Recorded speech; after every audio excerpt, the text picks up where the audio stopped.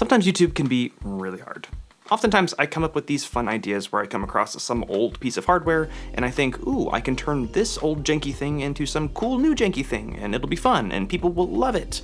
But then I actually start working on it and things start breaking and then all of a sudden nothing's working, and before I know it, I've spent hours or even days on a project that's never going to make sense for a video. Like for example, I picked up this old JBOD enclosure a while back for pretty cheap, and I figured with maybe some cool enterprise drives and a bit of tinkering, I could probably put it to good use.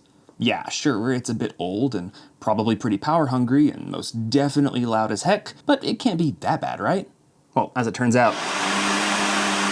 But no, I was not going to give up on this. I have grit, I have determination.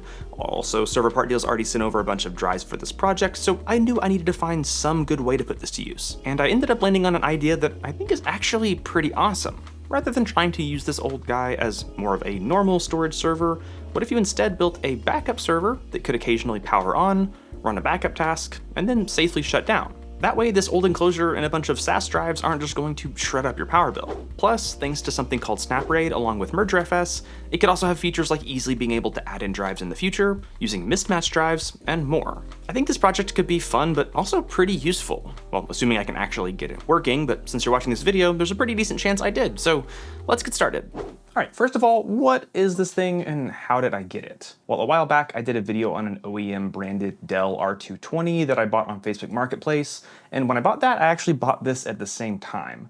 I offered the seller $150 for both, so I'd like to think that I got this for around $75. Now the model of this is listed as an MPE from EMC, which I'm assuming this is probably part of some sort of SAN product from EMC, but since Dell bought out EMC, I believe this was much more commonly found as part of Dell's AX4-5 lineup, I believe is what it is, which is a lineup of SAN or storage area network arrays from Dell. Now, most of the systems in those arrays would have actually come with fiber connections for networking into the storage area network, but this was actually just a simple expansion unit, I believe. So if you look on the back, oh gosh, this thing's heavy. Oh my goodness. Okay. On the back, you can see that we have these redundant power supplies up at the top, and then down here we have the actual control module, which I can actually pull it out. Here you can see that this has two SFF8088 connectors for some SAS connections. So you'd have an in port, so you could connect an HBA to here to connect to this JBOD, and then you'd have an out port so that you can daisy chain this to another expansion. Now to be clear, I'm kind of a noob when it comes to SAS, so I might be getting certain things a little bit wrong. Feel free to correct me in the comments. I'll try to post any corrections down there. But yeah, you could connect, and my power went out.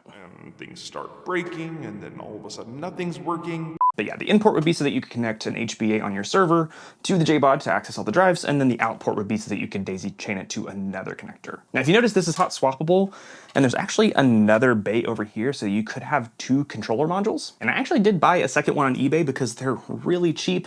However, I didn't really get a useful benefit from it. I believe the purpose of this would be to have SAS multipath, so that way if one of the controllers died or an HBA died, you'd be able to have a different path to the drive for redundancy. However, I wasn't able to get multipath working. There's a good chance that's probably just due to a user error, but I just decided to stick with the one controller because it also helped keep power draw down, which, as you'll see in a second, is a good thing. Yeah, there's also this little port here for, I believe, a serial connection for like maintenance or firmware or something like that. I don't think it's gonna be very helpful for me. And there's also a little like ID readout here that I don't think works with how I'm using this, which is just as a straight up standard SAS JBOD. There's also these hot swappable power supplies, which are just 550 watts, but they're pretty bulky. And you do have to have both of these power supplies in the unit, otherwise the fans just ramp up to 100% because the fans for this are actually inside the power supplies, but you don't have to plug them both in, and as you'll see here in a minute, the power draw is actually a bit lower if you only plug in one of them. Obviously you don't get any redundancy benefits there, but it does bring the power draw down a bit. Now on the surface, it does seem, well, power draw aside, like this could be a good option for adding some more drives to a home server. You could even use like a desktop PC or even something like this Minisform MSO1 with an HBA inside the PCIe slot to connect to this and have 12 drive bays and you'd be rocking and rolling. But for some reason, I just assumed that this was going to be SAS 2. And it's not. It only supports SAS 1, which means each lane only supports 3 gigabits per second, which doesn't sound bad necessarily, especially because the SFF8088 connection supports 4 lanes. So in total, that would be 12 gigabit per second of total throughput that this thing can support. And that actually works decently well with a lot of hard drives, but if you're using like SSDs or something, it really gets bottlenecked because, as far as I understand, a single drive can't leverage more than a single lane's worth of bandwidth. So if you have like a really cool enterprise SATA SSD in this thing, it's going to be capped out at a little less than 3 gigabits per second, essentially. So the whole SAS1 thing is kind of an issue, but the real kicker here is the power draw, which we'll take a look at here in a second. But like I said, I think I have a good way to power this on, run a backup task, and then shut it off so that you could potentially leverage an older system like this, and even some like older random, 2 terabyte SAS drives that you find for super cheap or free. You could find a way to put those to use to have a simple backup that's not just running all the time, wasting all your power. But first, let's see what this thing can actually do if we just chuck it full of drives and hook it up to TrueNAS or something. Now for that, we're obviously going to need some drives. And fortunately, the sponsor of today's video, Server Part Deals, sent over 12 of these 18 terabyte Seagate SAS drives, as well as 2 of these Samsung 8 terabyte SAS SSDs, which I feel really bad that we're not gonna really be able to see what these can do, because this isn't the JBot I was hoping it would be for this video, so sorry, Server Part Deals, guys. Now, if you haven't checked out Server Part Deals, I highly recommend that you do so. At this point, it's actually the only place I really buy hard drives from. And yeah, I do buy my own hard drives. I have to send these back, sadly.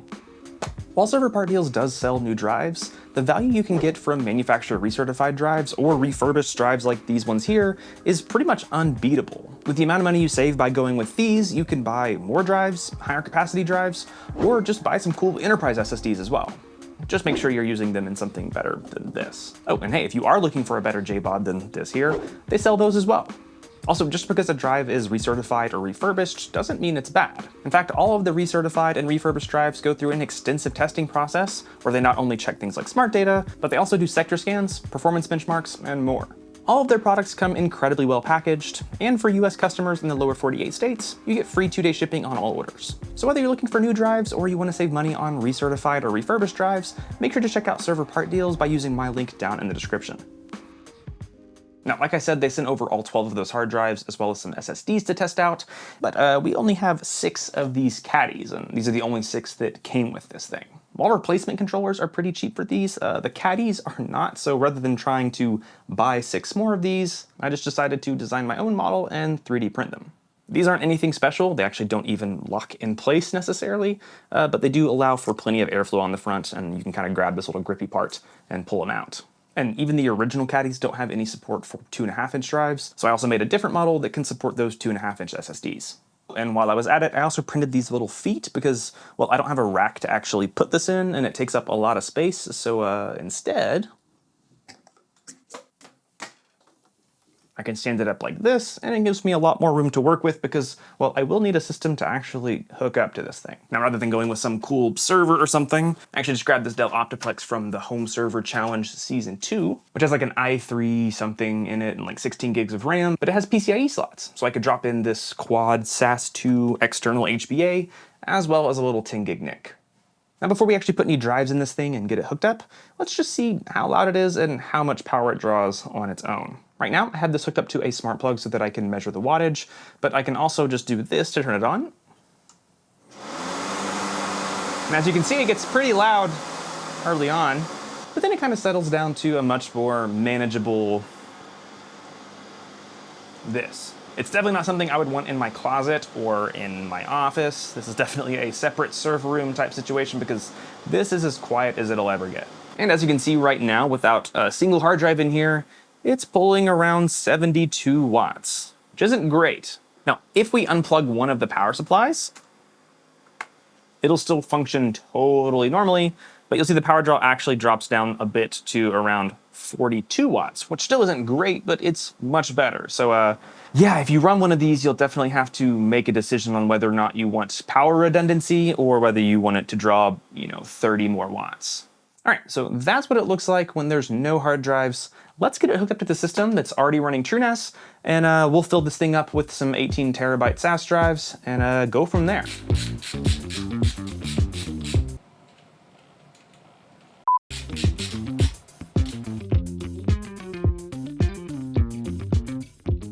All right, so to start off, I actually just ended up putting in 10 of the 18 terabyte hard drives, and then I put in 1 and then now 2 of these SAS SSDs just to see if it's even worth trying to put SSDs in a SAS1 enclosure like this.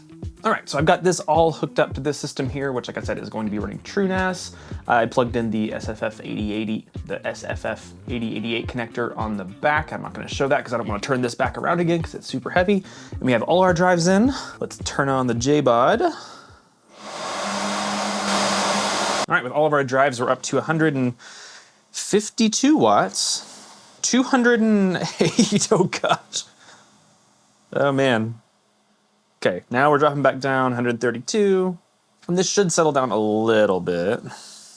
All right, so we're here in TrueNAS, and we have both of our 8 terabyte SAS SSDs, and then we also have all 10 of our 18 terabyte SAS hard drives. So that's pretty cool. Let's go ahead and set up some storage pools. We'll just call this one hard drives. And to try to get some pretty good performance, I'm gonna set these all up in mirrors. So we'll use the 18 terabytes, a width of 2, then 5 VDEVs. And then we'll also create a pool with our SSDs, and we'll also put these into, actually, just for the best performance possible here, we're going to stripe these. And we can see now our JBOD's sitting at around 122 watts. Okay, and then you can see here that I have 2 shares, one SMB share for the hard drives, and then 1 share for the SSDs. And if I just copy over some files really quick, let's copy this over to the SSDs. We can see we're getting about, 300 to 400 megabytes per second.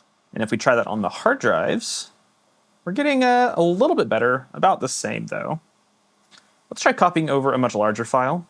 So pretty similarly here, we're getting around 400 megabytes per second or so.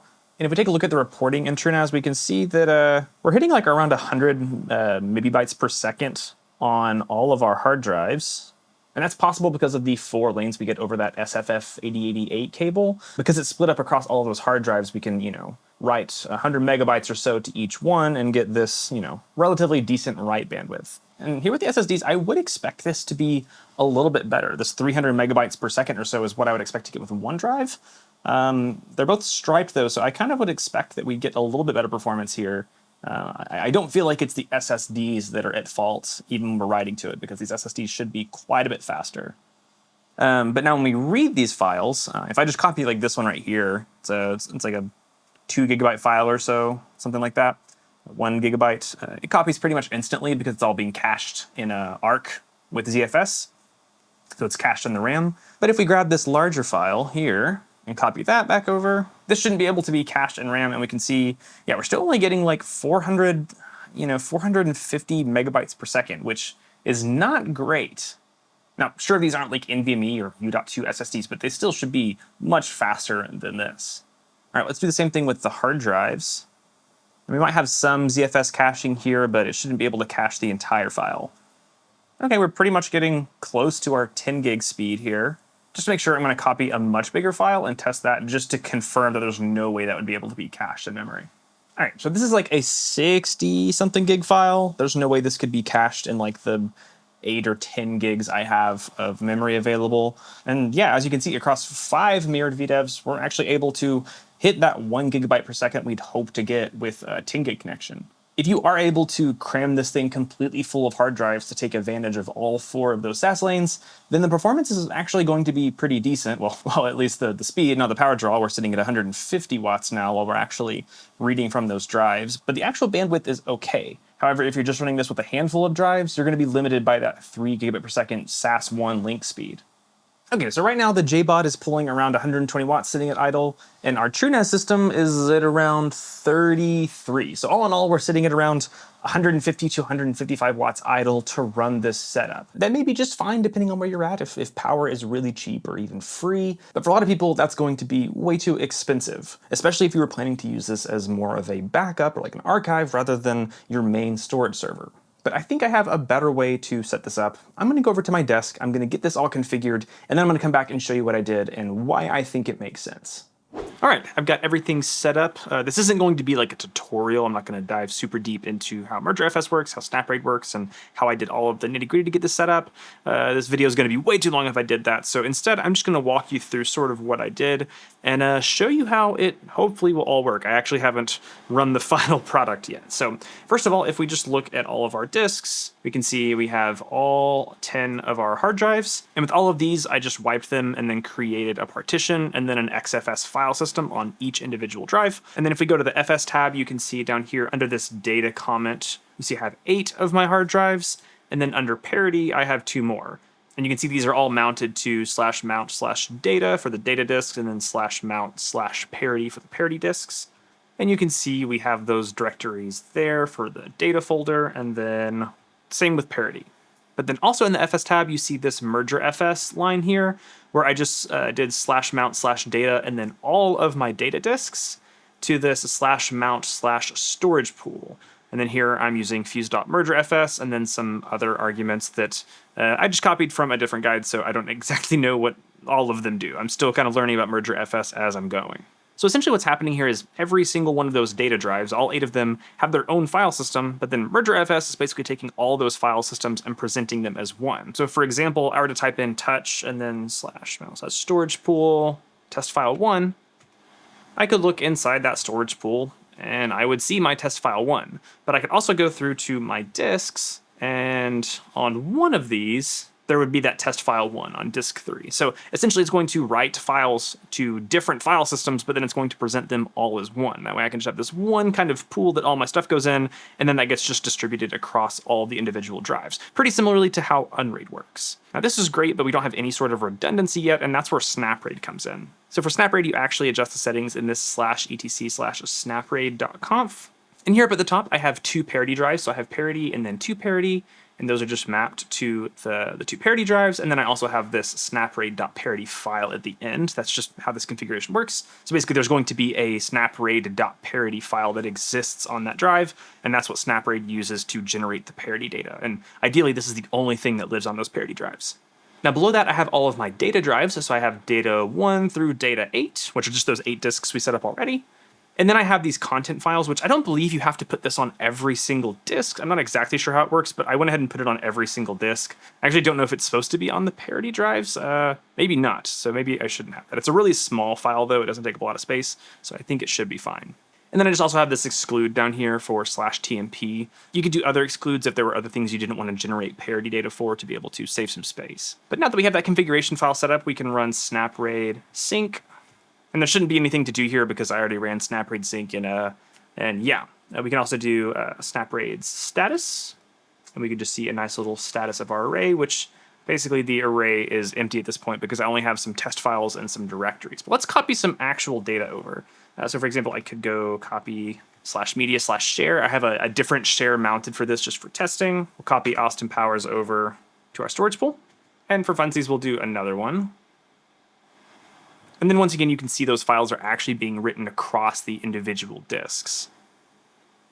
Now the way SnapRaid works, I haven't said this yet, but SnapRaid actually stands for snapshot RAID because rather than generating parity data every single time you write to a disk, it actually only generates that parity data when you run a snapshot, essentially. This could be bad in the sense that if you don't run a snapshot before you lose data, then you won't have parity data for whatever changes you made before then, but it does mean that you can actually spin your disks down and only spin up disks that you need to read or write to, and then only spin up all the disks when you need to actually generate the parity data. But you do have to do that manually unless you write a script, so I can go ahead and run snapraid sync again, and this time we actually have some parity data that we need to write, so it'll do that, and then everything should be good. But we want this setup to power on automatically, run a backup task, and then shut itself down. And to do that, I actually just made this backup script here, which essentially takes some arguments for the storage pool path, and then our SnapRaid configuration just to be safe. And then I have this rclone remote because I do have rclone set up with a remote to just an SMB share for testing.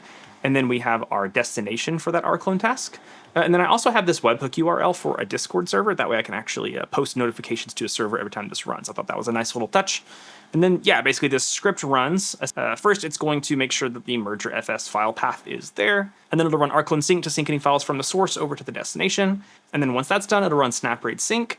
And then it'll also run snapraid scrub, which basically just checks to make sure that the data that's on the drives and on the parity disks is correct and there hasn't been any corruption or anything like that. Then if there are any errors, it'll run snapraid fix to correct those errors, hopefully.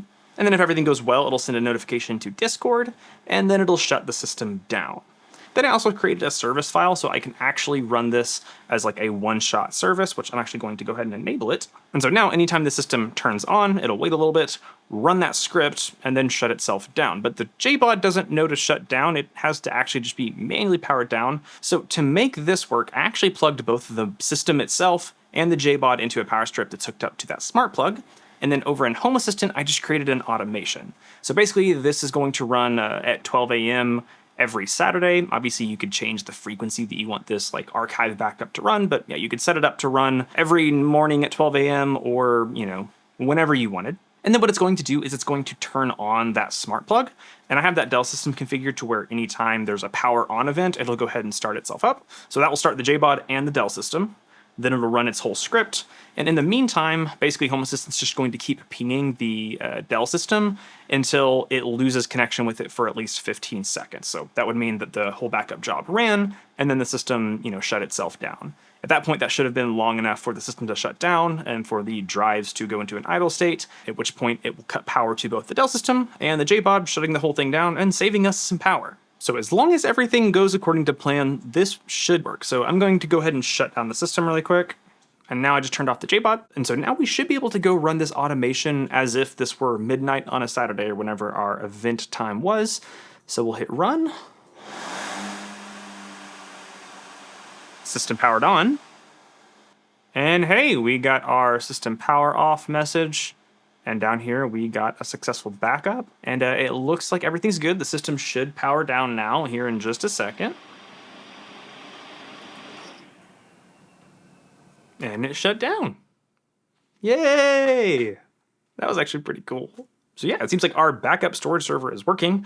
It is drawing like between 150 watts and 200 watts whenever it does run this task. But if it only takes like an hour to run the backup, once a week, that's so much less power than if you were running this 24/7. That being said, there definitely are some issues with this setup. First of all, I didn't fully configure this out how I might if I was actually going to use this. I don't have a real use for this. I have my own setup with 2 TrueNAS servers that works for me. But if I were going to set this up, I would definitely want to, first of all, configure some sort of smart test to happen every time this ran to go ahead and make sure the drives are in good condition. I'd also want to have some good reporting for if those smart tests fail or if there's any failures with SnapRaid. As of right now, I'd basically just get a Discord message saying that the backup job didn't work, but the backup job could not work because I had 3 drives fail. Now, to address the thing that I know 50 of you have already commented down below, yes, it's probably not great for hard drives to power them up and power them down. These enterprise drives are designed to run 24/7, not necessarily to be powered up and powered down. However, I've yet to come across good evidence that shows that enterprise drives are worse at being powered up and powered down versus consumer drives, maybe with 10,000 K RPM drives or something like that. Sure, but as far as I'm aware, these drives are just as capable of handling, power up and power down cycles as consumer hard drives are, and oftentimes those are rated for 50,000 cycles, or they're designed to be turned on at the beginning of the day, turned off at the beginning of the day, or multiple times a day. I think if you're doing this, even once daily, turning them on, running the backup, and shutting them off, sure, it might slightly degrade the drives a bit faster than if they were running 24/7, but I think that's a trade-off you'd have to consider when it comes to the cost of running these long-term. And from what I've come across, I don't think there's a severe, this is going to kill your drive in a few months. And I've seen plenty of examples of people who do something somewhat similar to this, where the drives, turn on during the day and then shut down at night for people's NAS systems and such. And as far as I've been able to tell, there's no real conclusive evidence that this is just going to kill your drives in a couple of weeks or so. So it is something to think about, but I think this would be totally fine for a backup. And honestly, if you're running this with old 2 terabyte, 4 terabyte SAS drives that you picked up for next to nothing, they're probably going to die at some point anyway. So I don't know, at least you'll save some money by not running them 24/7. If you are looking to do something kind of like this with MergerFS and SnapRaid, I highly recommend checking out Man's or Muffin's Awesome NAS Stack. I believe Muffin's actually the creator of r/HomeLab Rob over on Reddit, and he created this cool project called Man's or Muffin's Awesome NAS Stack. It's a collection of MergerFS, SnapRaid, I think it's like Snap Better FS, and like a few other different things that are all sort of like put together, and then you use Ansible to deploy it. He actually reached out to me about it, and I was considering using it for this, but as someone who doesn't use Ansible all the time, it was going to take a while for me to just refamiliarize myself with Ansible, and then also try to figure out MergerFS and SnapRaid, and so I thought it would be better just to keep things simple and set some of this stuff up manually, just so I could sort of learn more about SnapRaid and MergerFS. But if you're looking at setting up something kind of similar with SnapRaid and MergerFS, I highly recommend checking that out. It could be a really cool way to deploy a storage server, especially if you're just looking for storage where you can mix and match drives to save your media library and that sort of thing. So make sure to check it out. I'll link it down in the description. I know this video was a little bit weird. I guess at some point I can't keep saying that videos are weird. If all my videos are weird, then it's just how my videos are, I guess. But I know this video was a little weird because it was a sort of a look at this old JBot and then sort of a look at how to configure this weird backup thing. But I hope you guys enjoyed it. I hope you learned something. And yeah, I had fun. I definitely learned a lot with this, and it was a pretty cool challenge to sort of figure out, and in the end, I think it worked pretty well. If you liked this video, maybe consider giving it a thumbs up. If you didn't, you know what else you can do. You can also subscribe or consider becoming a raid member for as little as $1 a month. With that, you get early access to all of my videos without any ads, including the one you saw for server part deals. Speaking of which, go check out server part deals. They're great. They have a lot of great hard drives, a lot of great prices, and they're pretty cool people, so I highly recommend. And yeah, I think that's about it. So thank you guys so much for watching. Stay curious, and I really can't wait to see you in the next one.